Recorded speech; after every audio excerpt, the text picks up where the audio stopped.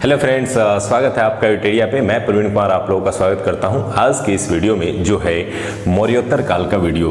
इस वीडियो में हम लोग मुख्य रूप से मौर्य वंश के बाद की जो भारत में परिस्थितियां बनी, जो वंश आए, उनके संबंध में जानेंगे। तो चलिए थोड़ा सा बैकग्राउंड समझते हैं, फिर आएंगे इन पॉइंट्स पे जो इस बोर्ड पे लिखे हुए हैं।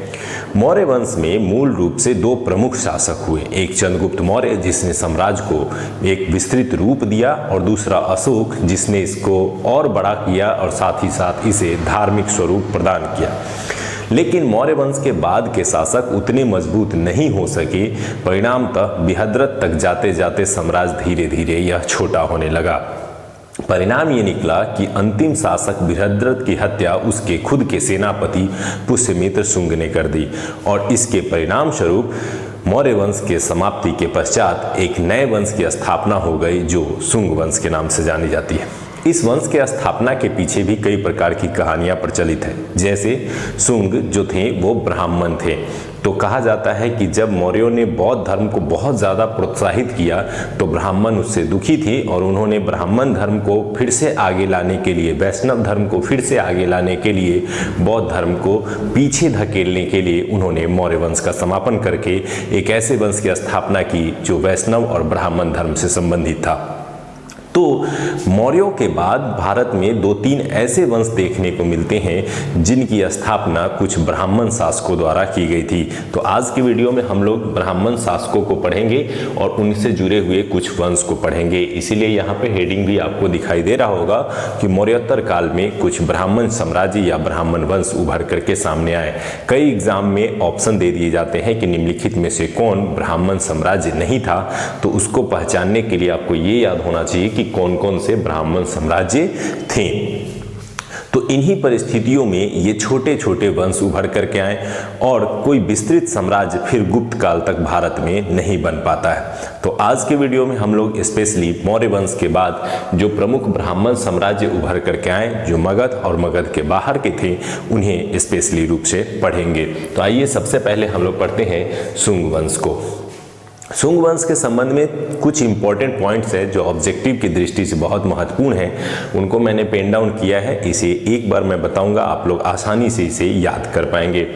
सबसे पहले आते हैं कि इसकी स्थापना किसने की थी, तो पुष्यमित्र शुंग ने की थी। और पुष्यमित्र शुंग कौन था, तो बृहद्रथ का सेनापति था। और बृहद्रथ कौन था, तो वो था मौर्य वंश का अंतिम शासक, जिसकी हत्या पुष्यमित्र शुंग ने 185 बीसी में कर दी थी। और इसकी हत्या के साथ ही उसने मौर्य वंश को समाप्त करके शुंग वंश की स्थापना की, जो एक ब्राह्मण वंश के रूप में जाना जाता है भारतीय इतिहास में। स्थापना के क्रम में उसने अपनी राजधानी भी बदली और राजधानी रखी विदिशा को, जबकि आप जानते होंगे कि मौर्यों के समय जो राजधानी थी वो पाटलिपुत्रा थी। तो राजधानी बदली। पुष्यमित्र शुंग जो था एक योग्य शासक के रूप में जाना जाता है। क्यों? क्योंकि उसने जो है मिनांडर को पराजित किया था। यहाँ से भी एक ऑब्जेक्टिव बनता है। मिनांडर कौन था, इसे जान लेते हैं। तो मिनांडर जो था वह वास्तव में हिंद यूनानी शासक था, जो भारत से बाहर से आकर के भारत पर आक्रमण किया था हिंद यूनान क्षेत्र से, जिसको इंडो ग्रीक के नाम से भी जाना जाता है। तो उसने जब भारत पर आक्रमण किया तो पुष्यमित्र शुंग ने उसे पराजित किया था। और ये कई एग्जाम में जो है ये पूछा गया है कि मिनांडर को किसने पराजित किया था, तो पुष्यमित्र शुंग ने किया था। इसके अलावा पुष्यमित्र शुंग ने बौद्ध धर्म को पीछे की ओर छोड़ते हुए पुनः वैष्णव धर्म के विकास को लेकर के प्रयास शुरू कर दिए। और कहा जाता है कि उसने 2 अश्वमेध यज्ञ भी करवाए और कई ऐसे कार्य करवाए जिससे वैष्णव धर्म को पुनः जीवित किया जा सके। इस क्रम में उसके लिए जो अश्वमेध यज्ञ हैं वो पतंजलि के द्वारा कराए गए थे। ये भी कई एग्जाम में पूछा गया है कि पतंजलि जो थे वो किसके समकालीन थे। तो याद रखेंगे कि जब बौद्ध धर्म का जो मौर्यों के साथ संबंध था, उसके बाद जो ब्राह्मण धर्म आता है उसमें पतंजलि का दौर आता है। और पतंजलि जो थे वो पुष्यमित्र शुंग के समकालीन थे, या कह सकते हैं कि उनके दरबार में रहते थे। इस प्रकार से यहाँ से 2-3 प्रश्न आपको देखे जा सकते हैं। फिर बात करते हैं पुष्यमित्र शुंग के बाद उसका पुत्र जो था, उसका अग्निमित्र, वह जो है शासक बनता है। अग्निमित्र से बहुत सारे प्रश्न नहीं आते हैं, लेकिन एक कालिदास की रचना है, उसे याद जरूर रखेंगे, मालविका अग्निमित्र। तो मालविका अग्निमित्र जो है वो कालिदास की रचना है और उसमें कालिदास ने मालविका जैसी एक राजकुमारी और अग्निमित्र राजकुमार के प्रेम विवाह का वर्णन किया है कि किस प्रकार से उन्होंने प्रेम करके विवाह किया था। और इसमें जो अग्निमित्र का वर्णन किया गया है वह कोई और नहीं शुंग वंश का ही अग्निमित्र है। यहाँ से भी कई एग्जाम में प्रश्न पूछे गए हैं कि मालविका अग्निमित्र में जिस अग्निमित्र राजा की चर्चा की जाती है उसका संबंध किस वंश से है। अब चूंकि कालिदास जो है वो गुप्त काल के राइटर हैं, गुप्त काल में जाकर के उन्होंने कहानियों की रचना की, लेकिन उन्होंने रचना किसके संबंध में की है तो वो शुंग वंश के राजा अग्निमित्र के संबंध में की है। तो यहाँ से भी एक प्रश्न बनता है जिसे आप जरूर ध्यान रखेंगे कि मालविका अग्निमित्र में अग्निमित्र जो है वो पुष्यभूति वंश के नाम से भी जाना जाता है, इसका पुष्यमित्र शुंग के नाम से और शुंग वंश के नाम से भी जाना जाता है, उससे संबंधित है। अब आते हैं इस वंश का अंतिम शासक कौन था, तो देवभूति याद रखेंगे। इस वंश का अंतिम शासक था देवभूति। तो पहला शासक और एक अग्निमित्र और एक अंतिम शासक देवभूति। ये बहुत ही छोटा चैप्टर है, बहुत ज़्यादा ऑब्जेक्टिव्स नहीं आते हैं, ना ही मेंस में बहुत ज़्यादा डिटेल में प्रश्न बनते हैं, लेकिन कुछ छोटे छोटे बारीक प्रश्न जरूर बनते हैं, इसलिए इनको ध्यान रखना जरूरी है। तो इस वंश का अंतिम जो शासक था वो था देवभूति। अब बात करते हैं कि शुंग वंश के दौरान कुछ ऐसी घटनाएं या कुछ ऐसे कृत्य जिनसे और प्रश्न बनाए जा सकते हैं। जैसे स्तूपों का निर्माण हम लोगों ने पिछले मौर्य वंश के कला संबंधी चैप्टर में पढ़ा था कि स्तूप का निर्माण जो है वो मौर्यों के समय शुरू हुआ।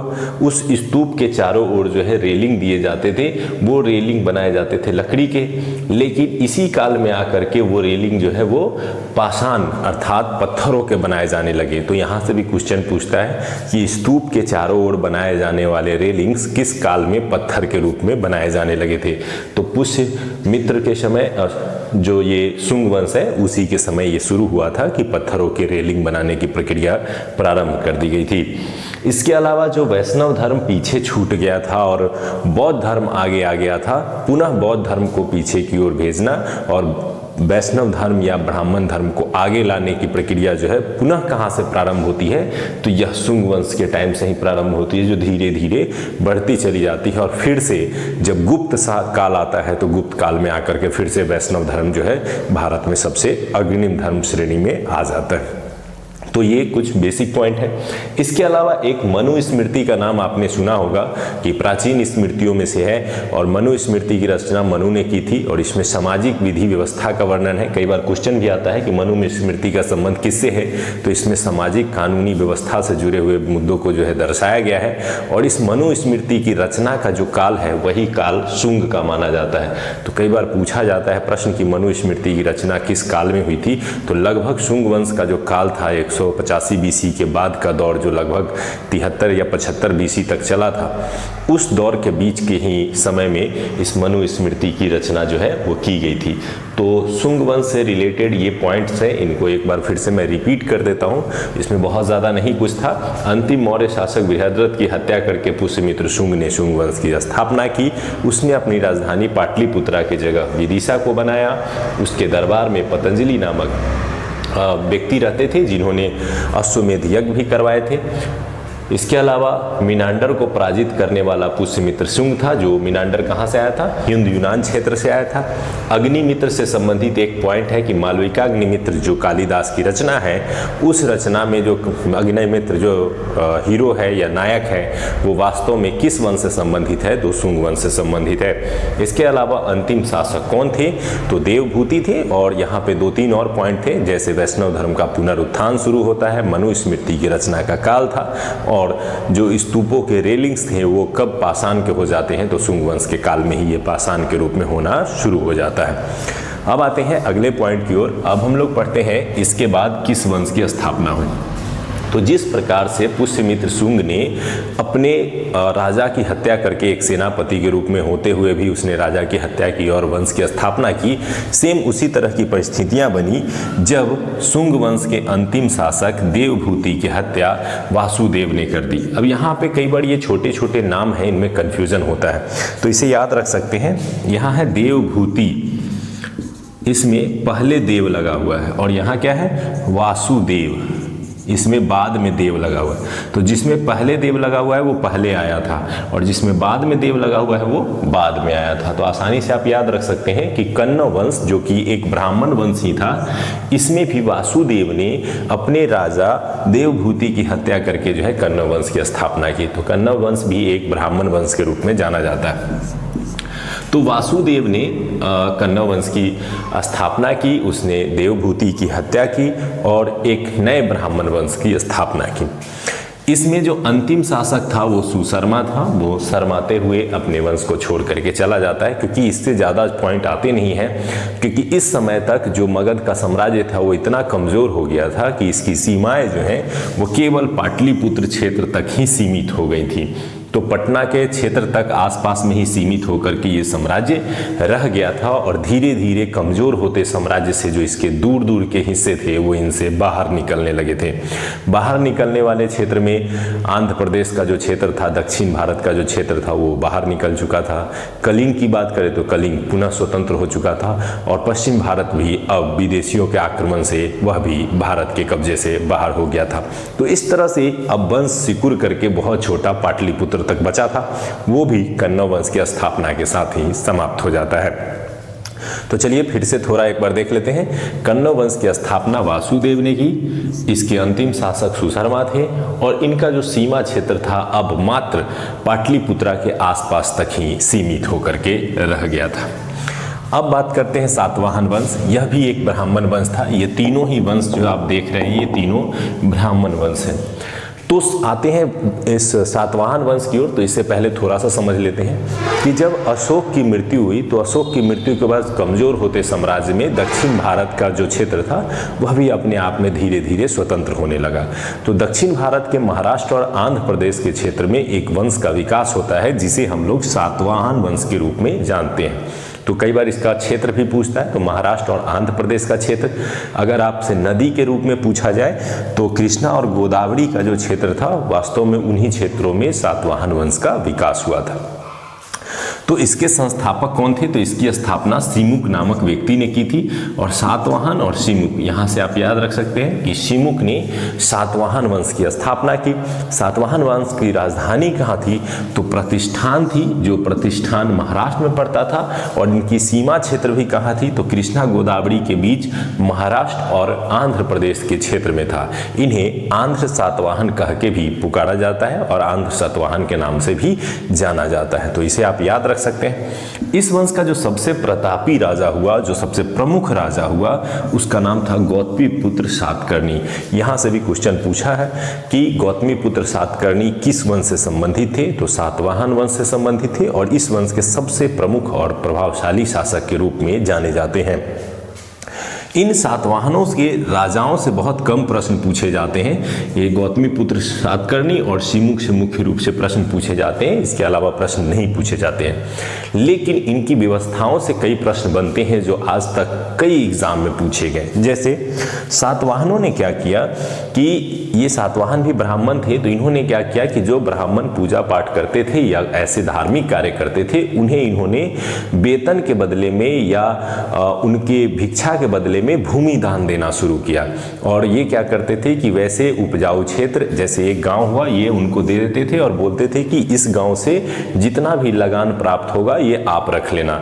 इस तरह से ये भूमि जो है वो ब्राह्मणों को दे दी जाती थी। तो यह व्यवस्था सबसे पहली बार भारत में अगर किसी वंश ने शुरू की थी तो वो सातवाहनों ने शुरू की थी। और ये न जाने कितने एग्जाम में पूछा गया है कि भारत में भूमि दान देने की व्यवस्था का पहला प्रमाण जो है वो किस काल में शुरू होता है? सातवाहनों के काल में शुरू होता है। और इसी काल में इसके एक अभिलेख मिलता है जहां से इसकी जानकारी मिलती है। अभिलेख का नाम भी आप याद रखेंगे, नानाघाट अभिलेख। रानी नगनिका के नानाघाट अभिलेख से जो है यह प्रमाण मिलता है कि भूमि दान देने की प्रथा का प्रारंभ जो है वो किसके काल में हुआ था? तो सातवाहनों के काल में शुरू हो गया था। तो यहाँ पर केवल ये ब्राह्मणों को नहीं देते हैं, चूंकि उस समय बौद्ध धर्म भी प्रमुख धर्म था, तो बौद्ध धर्म में जो भिक्षुक थे उन्हें भी भूमि दान देने की प्रथा शुरू हुई थी। अब यहाँ से क्या हुआ, पहले एक गांव दान में दिया गया, फिर दूसरा दिया गया, तीसरा दिया गया, तो देखते ही देखते ये दान प्राप्त करने वाला व्यक्ति कई गांवों को प्राप्त कर लेता था और इस तरह से उसका एक छोटा सा साम्राज्य अपने आप में विकसित होने लगता था। तो बाद में चल करके भारत में एक नई व्यवस्था ने जन्म लिया जिसे हम लोग सामंती व्यवस्था कहते हैं। उस सामंती व्यवस्था का जो प्रारंभिक रूप है वो यहीं से शुरू होता है, सातवाहनों के काल से। ये कई एग्जाम में पूछा जाता है, जब मेंस में आप जाएंगे तो पूछा जाएगा कि सामंती व्यवस्था से आप क्या समझते हैं। तो राजा के अंडर राजा, राजा के अंडर राजा, ऐसी व्यवस्था को ही सामंती व्यवस्था के रूप में हम लोग जानते हैं। तो ये सामंती व्यवस्था का जो प्रारंभिक रूप है वो शुरू हुआ था सातवाहनों के काल में, इस भूमि देने की प्रथा से, जो बाद में जाकर के गुप्त काल में तेजी से बढ़ता है और हर्षवर्धन के काल में सबसे चरम सीमा पर पहुंच जाता है।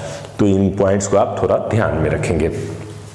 अब आते हैं सातवाहनों के समय में क्या हुआ कि कुछ प्रकार के सिक्के चलाए गए थे जिनसे प्रश्न पूछे जाते हैं, जैसे शीशे के सिक्के, चांदी के सिक्के, पोटीन के सिक्के, कांसे के सिक्के। लेकिन उसने जो सबसे ज़्यादा मात्रा में सिक्के चलाए थे वो शीशा से जुड़ा हुआ सिक्का उन्होंने सबसे ज़्यादा चलाया था। तो ये कई एग्जाम में पूछा गया है कि शीशा के सिक्के जो है वो सर्वाधिक रूप में किसने चलाए थे, तो सातवाहनों ने चलाए थे और ये कई एग्जाम में आपको प्रश्न के रूप में पूछा गया है। इसके अलावा उन्होंने चांदी, पोटीन और कांसे के भी सिक्के चलाए थे, लेकिन सर्वाधिक मात्रा में क्या चलाया था उन्होंने, तो शीशा का सिक्का प्रयोग में लाया था। इसके अलावा सातवाहनों के संबंध में एक बातें जो उभर करके आई, जिसे आप नाम पढ़ते हैं गौतमी पुत्र सातकर्णी। तो इसमें माँ का नाम जो है वो राजा के नाम के साथ जुड़ा रहता था। इससे यह इतिहासकार अनुमान लगाते हैं कि शायद साम्राज्य जो था वो मातृसत्तात्मक था। मातृसत्तात्मक का मतलब हो गया यहाँ पे परिवार में माता प्रमुख होते थे, पिता से ज़्यादा माता का महत्व होता था। जैसे आपने सिंधु घाटी सभ्यता के संबंध में भी पढ़ा है कि समाज जो था वो कैसा था, मातृसत्तात्मक। तो एक सिंधु घाटी सभ्यता और उसके बाद दूसरा हमको कहाँ मिलता है, सातवाहनों में मिलता है कि संभवतः समाज में माता जो थी वो प्रमुख थी। लेकिन जब राजा बनने की बारी आती थी तो महिलाओं को राजा नहीं बनने दिया जाता था, बल्कि कौन बनते थे, पुरुष राजा बनते थे। तो महिलाओं का महत्व भले ही समाज में ज़्यादा था, परिवार में ज़्यादा था, लेकिन जब राजतंत्र की बात आती थी तो पितृसत्तात्मक हो जाता था। तो इस बात को ध्यान रखना है कि सातवाहन वंश में परिवार मातृसत्तात्मक थे, क्योंकि राजा के नाम के पहले माता का नाम का प्रयोग किया जाता है। लेकिन जो राजा बनने की प्रक्रिया थी उसमें ऐसा नहीं था, राजा हमेशा पुरुष ही बनते थे, इसलिए राजा बनने की प्रक्रिया में समाज पितृसत्तात्मक प्रतीत होता है। तो इस तरह से आप ये सातवाहनों के जो प्रमुख पॉइंट है इन्हें याद रख सकते हैं। सीमुक आपको याद हो गया होगा, प्रतिष्ठान जो इनकी राजधानी थी, इनका क्षेत्र एरिया ये याद हो गया होगा। गौतमी पुत्र सातकर्णी इसके प्रमुख राजा थे और सातवाहनों ने सबसे पहले भूमि दान देने की प्रथा का शुभारंभ किया था और इसका प्रमाण कहाँ से मिलता है, तो नानाघाट अभिलेख से मिलता है। इसके अलावा सिक्कों से जुड़ा हुआ पॉइंट्स और इसके अलावा मातृसत्तात्मक एवं पितृसत्तात्मक से इसके प्रमाण मिलते हैं। अब बात करते हैं कि सातवाहनों के समय में कुछ कला और कुछ पॉइंट्स जो पूछे जा सकते हैं। तो एक है कार्ले चैत्य। ये कार्ले चैत्य आंध्र के क्षेत्र में काफ़ी प्रसिद्ध है। चैत्य जो थे वो बौद्ध धर्म से जुड़े हुए पूजा स्थल होते थे। तो कार्ले चैत्य का निर्माण जो है वो किस काल में हुआ था, तो सातवाहनों के समय हुआ था। ये प्रश्न जो है वो पूछा जाता है। इसके अलावा सातवाहनों के समय जो लिपि का प्रयोग किया जाता था वो ब्राह्मी लिपि का प्रयोग किया जाता था। और मौर्य वंश के दौरान मैंने बताया था कि भारत के आंतरिक भागों में सबसे ज़्यादा प्रचलित जो लिपि थी वो ब्राह्मी लिपि थी, लेकिन इनकी जो भाषा थी वो प्राकृत भाषा का प्रयोग करते थे। तो लिपि ब्राह्मी और भाषा के रूप में ये प्राकृत का प्रयोग करते थे। और अमरावती जो बाद में चल करके आंध्र में राजधानी के रूप में विकसित होता है, इस अमरावती के क्षेत्र में जो एक कला का विकास हुआ था वो भी सातवाहनों के समय ही शुरू हुआ था। तो अमरावती कला का विकास का संबंध भी किस वंश से रहा है, तो सातवाहनों से रहा है। इसके अलावा वहाँ एक इतिहासकार, एक रचनाकार हाल भी काफ़ी प्रचलित रहे थे। तो कला के क्षेत्र में ये 2-3 पॉइंट है जो आप इसे याद रखेंगे। अब आते हैं चेदी वंश की ओर। चेदी वंश को महामेघवाहन वंश के रूप में भी जाना जाता है। ये प्रश्न आपको पीसीएस के बुक में आपको मिल जाएंगे, यहाँ से प्रश्न पूछे गए हैं, इसलिए मैंने इसको एक शॉर्ट पॉइंट्स में नोट कर लिया है ताकि आप इसे जान सकें। चेदी वंश या महामेघवाहन वंश को क्या है ये इसको समझिए। जब मौर्य वंश की नींव कमजोर होने लगती है, अशोक की मृत्यु हो जाती है, तो उसके बाद कलिंग पुनः स्वतंत्र हो जाता है। वही कलिंग जिसको अशोक ने जीत करके जो है मौर्य साम्राज्य में मिला लिया था। तो कलिंग के अलग होने के बाद वहाँ पे जो वंश विकसित होता है वही है चेदी वंश या महामेघवाहन वंश के रूप में इसे जाना जाता है। इसी कलिंग उड़ीसा से एक अभिलेख प्राप्त हुआ है जिसे हाथी गुफा अभिलेख के नाम से जाना जाता है। काफ़ी चर्चित है, आप इसे जानते भी होंगे। और यहाँ से प्रश्न भी पूछा जाता है कि हाथी गुफा अभिलेख का संबंध किस वंश से है, किस क्षेत्र से है। हाथी गुफा अभिलेख में इस वंश के जो सबसे प्रमुख और प्रतापी राजा थे उनका नाम था खारवेल, उनके संबंध में जानकारी मिलती है। तो खारवेल के बारे में जानकारी किस अभिलेख से मिलती है, ये वंश का संबंध किस क्षेत्र से था, तो कलिंग उड़ीसा से था। तो इसकी जानकारी के संबंध में ये पॉइंट्स आपको ध्यान रखने। इसमें एक और चीज़ जो है वो ज़्यादा इम्पोर्टेंट ये है कि खारवेल जो था वो बाद में चल करके यहाँ का सबसे प्रतापी राजा बना। उसने मगध पर आक्रमण किया। अब देखिए, एक समय था जब मगध के शासक अशोक ने कलिंग पे आक्रमण किया था। अब एक समय आया जब कलिंग के राजा खारवेल ने मगध पर आक्रमण किया और मगध पर आक्रमण करके उसने जीत प्राप्त की और यहाँ से एक मूर्ति जीत करके ले गया जिसका नाम था जीन शीतलनाथ की मूर्ति। ये जीन शीतलनाथ की मूर्ति क्या थी, तो यह जैन धर्म से संबंधित एक मूर्ति थी। चूंकि खारवेल जो था वो जैन धर्म को मानता था और इस क्षेत्र में जो चेदी वंश थे वो जैन धर्म को मानते थे। तो जीन शीतलनाथ की मूर्ति को कलिंग वापस जो है वो जीत करके ले जाता है खारवेल। अब ये जीन शीतलनाथ की मूर्ति क्या थी, तो यह एक मगध के पहले के राजा जिनका नाम था महापद्म नंद, जिसने नंद वंश की स्थापना की, वो जीत करके कलिंग से लेकर के आया था। तो जिस मूर्ति को कलिंग से छीन करके महापद्म नंद ने लाया था, उसी मूर्ति को पुनः छीन करके कलिंग वापस ले जाता है खारवेल और अपनी प्रतिष्ठा को स्थापित करता है। तो इस प्रकार से इस वंश से बहुत ज़्यादा प्रश्न नहीं आएंगे। ये आएंगे कि हाथी गुफा अभिलेख, इस वंश का संबंध किस क्षेत्र से था, इस वंश का सबसे प्रतापी राजा कौन था, इस वंश ने मगध से कौन सी मूर्ति जीत के ले गई थी, इस वंश का धर्म क्या था और इस वंश से संबंधित जानकारी किस अभिलेख से प्राप्त होती है। तो बस इतना ही इस पॉइंट्स को आपको ध्यान में रखना है। उम्मीद करते हैं कि मौर्योत्तर काल का ये पहला वीडियो जो था वो आपको समझ में आएगा। अब अगले वीडियो में हम लोग पढ़ेंगे कि जब भारतीय राजा छोटे छोटे वंशों में विभाजित हो जाते हैं तो मौका मिलता है बाहरी आक्रमणकारियों को भारत में आने का और भारत में शासन स्थापित करने का। तो वो कौन से बाहरी आक्रमणकारी थे जो भारत में आए थे और भारत में अपनी शक्ति का विस्तार किए थे। उम्मीद करते हैं कि ये वीडियो सीरीज आपको पसंद आ रहा होगा। धन्यवाद एडुटेरिया से जुड़ने के लिए और अपने लाइफ में आगे बढ़ने के लिए। Thank you.